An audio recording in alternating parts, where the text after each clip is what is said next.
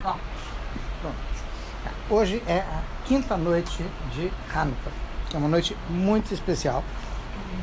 Tem vários motivos, mas vamos começar pelos mais simples, para depois a gente ir para os mais elaborados. Tá? A gente sabe, a gente comemora no mês de Kislev o Rosh Hashanah da Hassidut, de Tet Kislev. Isso. Que foi o dia que o Alter Rebbe saiu, foi reconhecida a inocência e a liberdade do Alter Rebbe. Isso foi o Tet Kislev. O que talvez pouca gente sabe é que, enquanto a primeira vez que o Alter Rebbe foi falsamente acusado, preso e tudo mais, a acusação foi muito grave, porque estava se acusando o Rebbe de ser um rebelde contra o czar da Rússia, ou seja, inimigo público número 1, tá? A ponto de ele ter sido preso numa carruagem preta, que era só para os inimigos, e com um monte de soldados, enfim, foi todo... Ele realmente estava numa prisão de alta segurança, se é que a gente pode dizer que tinha naquela época. Enfim, uma ilha. A prisão ficava numa ilha, até para os presos não poderem, enfim. E os interrogatórios tinham que sair de barquinho, enfim. Tá. Na ocasião, a acusação era de que o Rebbe queria ser czar, ou qualquer coisa assim. Porque ele estava lutando contra o czar, porque ele estava mandando dinheiro para os Yudim em Israel, e naquela época Israel pertencia à Turquia, a Turquia estava em guerra com a Rússia, enfim, em 22 acusações, 23. Tudo bem. A gente sabe que Baruch Hashem, no final disso tudo, ficou provado que tudo isso era Bob Meisters. Nas palavras, o Alter Rebbe não fez nada contra o czar, muito pelo contrário, e o próprio czar, os Senado, enfim, os próprios Goyim, os próprios russos, eles reconheceram que o Rebbe era uma pessoa importante, era inocente, muito bem. E trataram ele com muito kavod. A segunda vez, e isso aconteceu, e pouca gente talvez saiba, aconteceu 2 anos depois. Sim. Em outras palavras, o histórico é mais ou menos assim. O Rebbe mandou imprimir o Tânia, porque estavam fazendo cópias falsificadas, colocando besteira. Então o Rebbe mandou imprimir o Tânia por volta de Taf Kuf Nun Zain, que seria 1796. Finalzinho do ano. Kislev. 2 anos depois... Quase 7, isso. Aí depois, 2 anos depois, já em 99, 98, enfim, houve a acusação e o Alter Rebbe foi preso logo depois de Sukkot. Ficou até Yutat Kislev, 53 dias. Muito bem. Passa mais 2 anos. Por 2 anos? Não, ele só ficou 53 dias.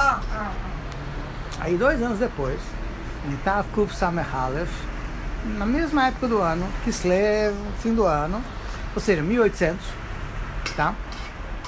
Novamente, um personagem que eu prefiro nem falar o nome, criou uma teia de acusações contra o Alter Rebbe, só que dessa vez o czar não encarou isso como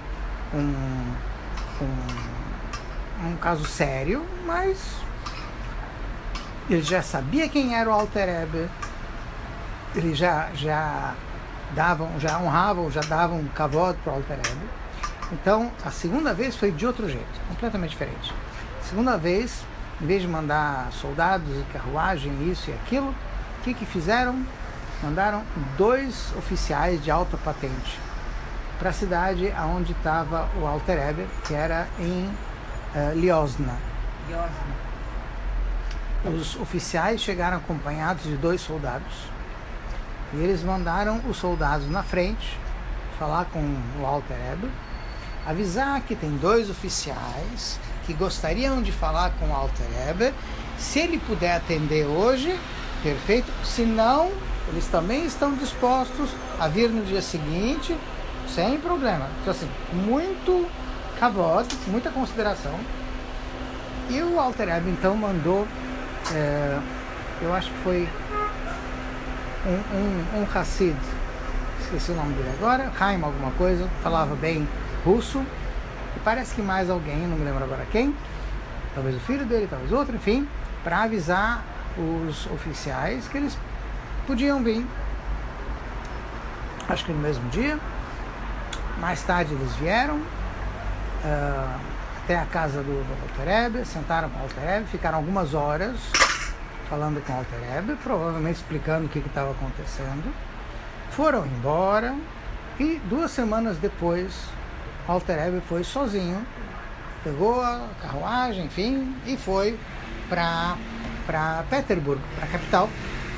Nas palavras, no caminho ele foi parando nas cidades e dando brachot, enfim, mas foi muito mechubad, ou seja, o Rebbe veio de sua vontade, chegou lá, foi muito bem recebido. Óbvio que aconteceram algumas coisas esquisitas. Por um lado, era uma acusação talvez num certo sentido pior do que a primeira. Na primeira estava se falando sobre rebeldia, enfim. Agora estava se falando sobre Hassidut. Que Hassidut fazia mal para a humanidade e coisas desse tipo. Enfim, acusações um pouco estranhas, mas que preocuparam o Alter Rebbe, porque na primeira vez, quando o Rebbe foi levado, o Rebbe disse: eu estou tranquilo. Tinha o filho dele, tinha o Mittler Rebbe. Se acontecer Haz Shalom alguma coisa, o filho dele tem condições de continuar, de espalhar, de falar. Então, Hassidut vai continuar. Segunda vez, o Rebbe estava muito preocupado porque era contra a Hassidut, não era contra a pessoa física do Rebbe. Isso podia ter consequências piores. Muito bem. O Alter Rebbe, lhe permitiram, ele não ficou numa prisão, mas ele ficou numa espécie de prisão domiciliar, onde ele eventualmente passou por 20 interrogatórios sobre um monte de acusações esquisitas que tinham contra ele. E lhe permitiram ficar lá com mais 2 pessoas, acho que o filho dele era Moshe, mais um, que não lembro agora quem era. E aí, quando o Rebbe falou sobre a questão do Minyan, porque lhe permitiram ficar lá, não tinha guarda, mas ele podia ficar lá, mas ele queria um Minyan, então falaram: olha, por questões de segurança o Minyan não pode, mas o que eles fizeram? Quebraram a parede, a parte de cima da parede, e na sala do lado tinha o Minyan. E o Rebbe ouvia a Kriyat Torah, e ouvia o Hazan e tudo, enfim. Quer dizer, foi dentro das condições, foi um negócio até bastante respeitoso. Muito bem. No final das contas, Baruch Hashem, óbvio que foi tudo ficou muito claro que o Rebbe, que tudo que estava falando não procedia, mas ficou, por um lado, uma coisa positiva. Tinham muito respeito pelo Rebbe, então queriam que ele ficasse em Petersburg para aconselhar os nobres, e principalmente o czar, enfim, eles queriam consultar. Ele queria que você mudasse de casa? Eles não permitiram ele sair de imediato. Ele estava livre, mas não permitiram que ele saísse de Petersburg. E ele achou que fosse apenas por algum tempo, porque disseram que era por algum tempo, mas os meses foram passando. O Rebbe foi vendo que a coisa não era tão simples assim, e aí ele entendeu que talvez tinha alguém querendo segurar o Rebbe lá em Petersburg, já que não conseguiram fazer o que queriam. Então, resumidamente, pelo que eu me lembro, teve um Yehudi, um Hassid, que conhecia um nobre russo chamado Conde Lubamirsky, e ele convenceu o conde, que tinha conexões lá em Petersburg, a conseguir levar o Rebbe para uma das cidades que ele possuía. Eles eram grandes donos de tudo lá, isso. E Baruch Hashem, o Rebbe acabou escolhendo a cidade de Liadi, e foi aí que o Rebbe mudou para Liadi. O conde deu madeira de graça para construírem as casas e tudo, enfim. Como que Yehudi convenceu o conde a fazer isso?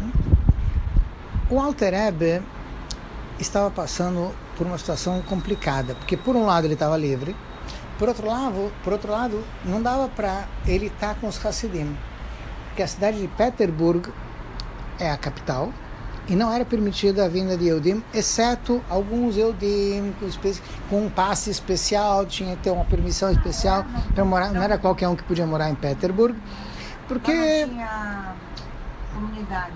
Não, tinha, mas era muito... Quer dizer, aqueles que tinham permissão podiam ficar, eles tinham que ter um passe especial, mas a maioria dos Yehudim não ia poder vir, então o Rebbe estava isolado de uma certa forma. Então, a cidade de Liozna estava sofrendo. Assim o Yehudi explicou pro conde, porque quando o Rebbe está na cidade, vem Yehudim e tem comércio e tem muito movimento, isso traz progresso, traz bastante progresso. Então ele convenceu o conde que valia a pena ele trazer o Rebbe para uma das cidades dele, e o Rebbe acabou escolhendo Liad e Baruch Hashem. Ali o Rebbe conseguiu finalmente sair de Petersburg de volta para os Hassidim. Muito bem. Quando que aconteceu a libertação do Rebbe da segunda vez? Isso é curioso porque... Isso já era a terceira. A segunda. Não, segunda. essa que você depois falou. A segunda? Ah, sim. Tá. Essa data de quando o Rebbe mudou para Liad, eu preciso procurar. Tá. Realmente. Ele estava livre, na verdade. Em termos, isso. Mas quando terminou o interrogatório e tudo mais, existe uma versão que está no Hayom Yom, Friedrich Rebbe escreve isso, que o Rebbe teria saído da prisão na terceira noite de Hanukkah. Quer dizer, acabou o interrogatório, acabou tudo, na terceira noite de Hanukkah e a acusação falsa e tudo mais caiu. Tá? Então teria sido a terceira noite de Hanukkah. Existe uma outra, nas anotações do Rebbe, existe uma observação de que um dos fabrenhas do Rebbe Reshab, do quinto Rebbe, parece que o quinto Rebbe fez uma alusão à ideia de que, sim, o Rebbe foi libertado, mas foi na quinta noite. Não na terceira. E não na terceira. Muito bem. Na quinta noite, o Rebbe ele concilia as duas ideias da seguinte maneira. A gente sabe que em algum momento Hassidim de Vilna também foram presos na primeira acusação. É possível que eles também tenham saído num dos dias de Hanukkah, que eles saíram depois do Rebbe, e que essas datas, tanto a terceira noite de Hanukkah como a quinta noite, teve alguma Geulah, teve alguma coisa. Se foi do Alter Rebbe, não, tudo bem. Mas existe essa ideia de que talvez o Alter Rebbe saiu na quinta noite. O costume entre os Rebbes, também está no Hayom Yom, é de que, principalmente o Tzemach Tzedek, que obviamente ele pegou isso também do Alter Rebbe e do sogro dele, enfim, que na quarta ou quinta noite de Hanukkah fazia-se um Latkes Ovent, uma noite de Latkes. E o Tzemach Tzedek juntava a família, as noras, enfim, todo mundo, e se costumava obviamente comer Latkes, mas além disso costumava também, o Tzemach Tzedek contava histórias. E muitas vezes, a maioria das vezes, eram as mesmas histórias que ele repetia todo ano, mas todo mundo sabia, essa era a noite, a quinta noite, Latkes Ovent. Então tem algo, isso. O Rebbe também escreve no Hayom Yom que na quarta ou quinta noite se costuma dar Hanukkah Geld. Quer dizer, então também tem alguma coisa de especial.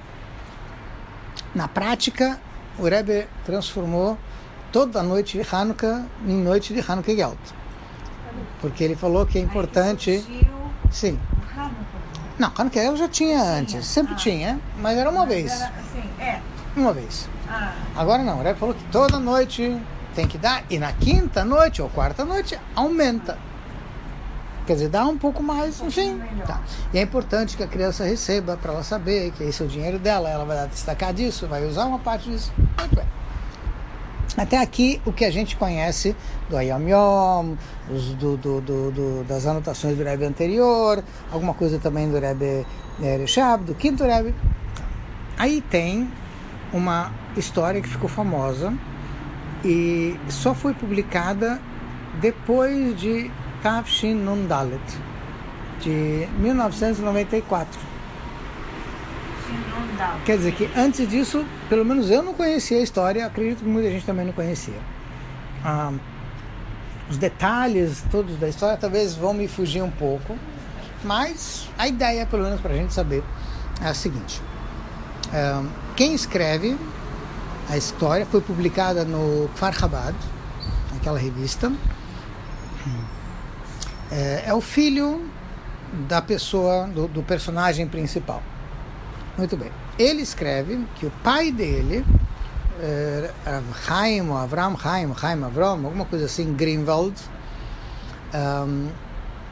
que ele nasceu na Polônia e ele viveu por volta de 1928, ele tinha uns 17 anos.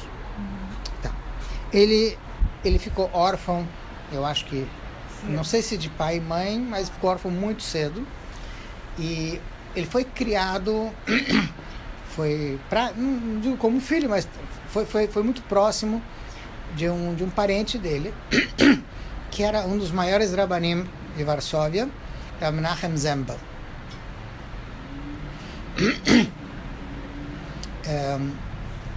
Em 1928 teve o casamento do Rebbe em Varsóvia, na Yeshiva, Tom Hetmimim, enfim. E no casamento do Rebbe, Rav Menachem Zembel veio, participou do casamento, e durante o Sheva Brachot que aconteceram, acabaram pegando. O casamento foi Yudalet Kislev, Yudalet 14, então 7 dias, foi até o dia 21, e a gente vai encontrar o Rav Menachem Zembel indo, entregando um livro dele de presente para o Rebbe. Nesse período, eu acredito que ou logo depois, ou durante o Sheva Brachot, enfim, acompanhado desse jovem, desse Greenwald, 17 anos. Eles vão onde o Rebbe está hospedado e eles falam de Torá, e aí o Rebbe se vira para o jovem e diz o seguinte: você sabe que a gente se despede com palavras de Torá, então você sabe que a quinta noite de Hanukkah, muitos Hassidim, não só Chabad, outros Hassidim, fazem dessa noite uma noite muito especial.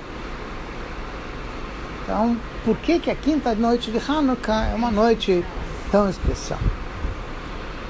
Então, tem vários motivos, mas um dos motivos é o seguinte: a quinta noite de Hanukkah nunca vai cair em Shabbat.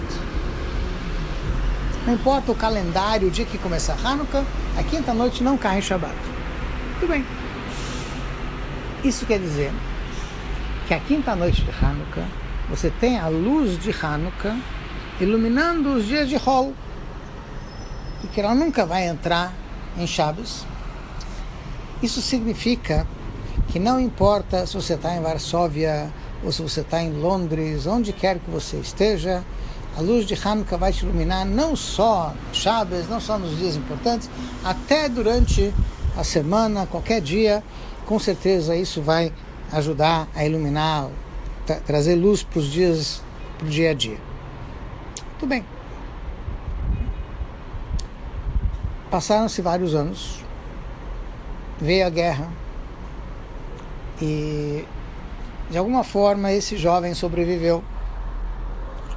E anos depois, acho que ele foi para Nova York, foi para o Canadá, depois para Nova York, enfim. Sei que na prática, esse jovem chega um dia em Nova York e ele ouve dizer que o Rebbe, agora é o Rebbe. Então ele resolveu ir visitar o Rebbe. Ele lembrava, tudo bem. Ele entrou em Hidut, o Rebbe reconheceu, falou para ele, enfim, ele ficou muito, muito impressionado.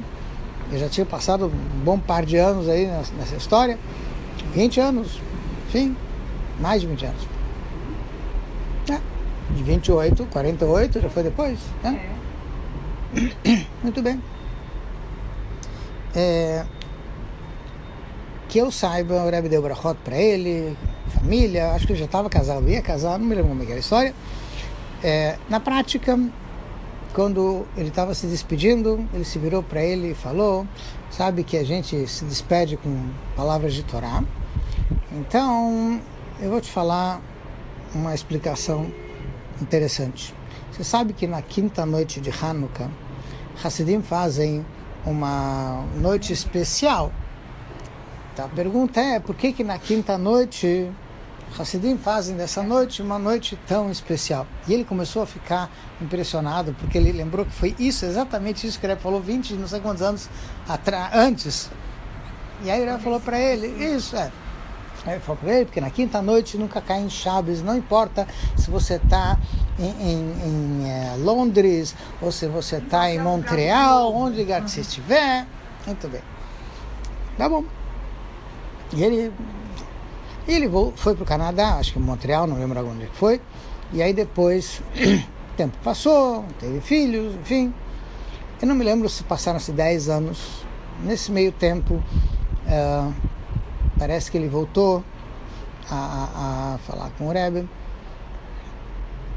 Voltou a ter Hidut, o Rebbe também. O filho dele, isso. O filho dele ia casar. O filho dele ia casar, então ele resolveu trazer o filho, pedir brachot pro Rebbe, enfim, isso passou. Quanto tempo já não passou nesse meio tempo? Tudo bem. Ainda tinha entrou em Hidut, falou com o Rebbe. E no meio da Hidut, ele fez algumas perguntas. O Rebbe, ele falou pro Rebbe o seguinte: eu moro num lugar, eu não me lembro se era Montreal ou outro lugar, mas no Canadá, que tem muitos Hassidim de Satmar. E eu me dou bem com eles, mas eles vivem perguntando sobre o Rebbe.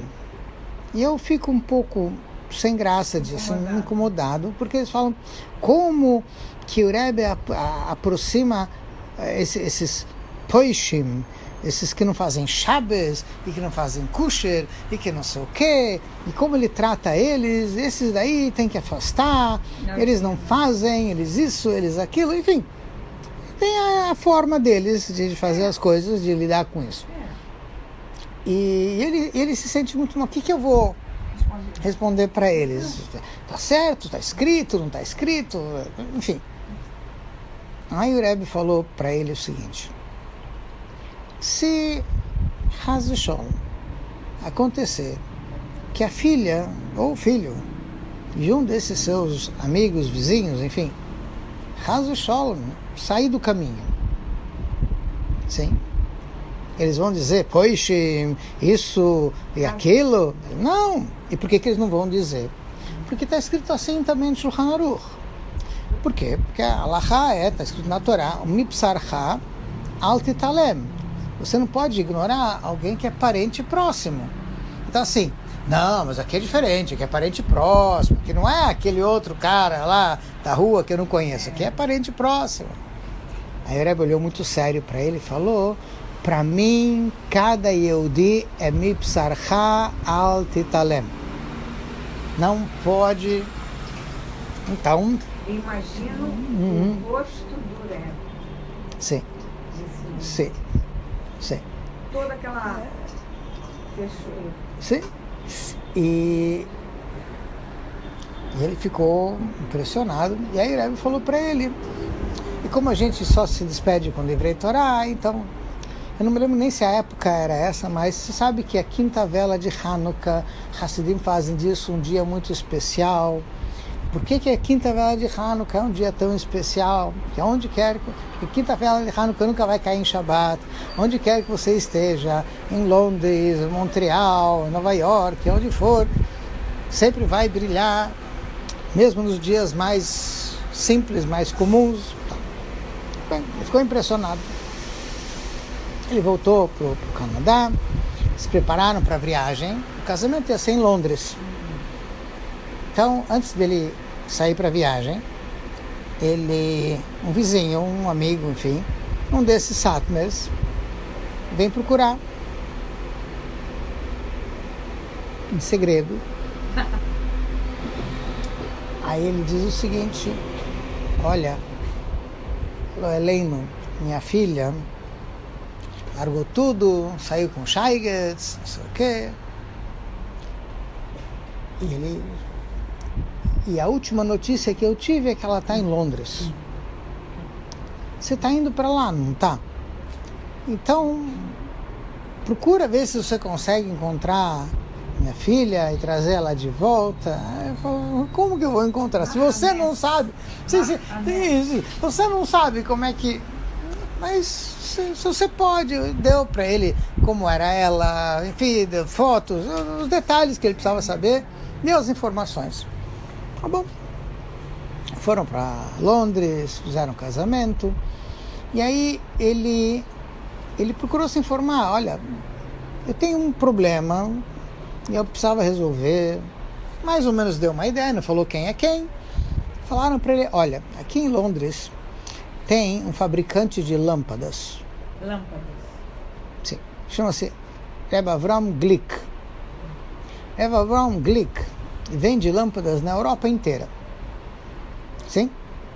Tá. O pessoal acha que ele faz geschäft na Europa inteira porque ele precisa vender as lâmpadas. Tá. Mas na verdade ele faz geschäft na Europa inteira porque o Rebbe manda ele para cá, para lá. Como é que funciona isso? Ele realmente tem que vender as lâmpadas. Mas antes dele viajar, ele fala para o Rebbe: estou indo para tal lugar, nesse lugar você faz isso, naquele lugar você faz aquilo. Então, no fundo, ele era uma espécie de shliach itinerante, que sempre tinha alguma coisa, alguma missão. Ele sabia, antes de viajar, ele ligava para o Rebbe e ia ter alguma coisa para ele fazer. Talvez ele pode te ajudar. Ele tem lá os connections, enfim, tudo bem. Ele foi procurar, o Avram Glick deu os detalhes para ele, tudo, falou tudo o que tinha que falar. Tudo bem. Passaram-se alguns dias.